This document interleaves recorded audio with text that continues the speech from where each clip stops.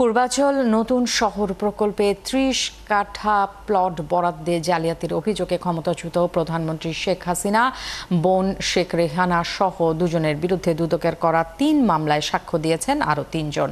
এই মামলায় রেহানার মেয়ে টিউলিপ রেজওয়ানা সিদ্দিক ও আজমিনা সিদ্দিকের নামও রয়েছে। সোমবার সকালে ঢাকার চতুর্থ বিশেষ আদালতে সাক্ষ্য প্রদানের সময় এসব নথি দাখিল করেন তারা। এ নিয়ে ৩ মামলায় মোট ২৪ জনের সাক্ষ্য গ্রহণ সম্পন্ন হয়েছে। নিয়ম বহির্ভূতভাবে রাজুকের ৩০ কাঠা প্লট বরাদ্দের অভিযোগে ২৩ জনের বিরুদ্ধে মামলাটি করে দুদক। এর আগে সাক্ষীরা আদালতকে জানিয়েছেন, ক্ষমতার অপব্যবহার করে প্লট বরাদ্দের নির্দেশ দেন সাবেক প্রধানমন্ত্রী শেখ হাসিনা।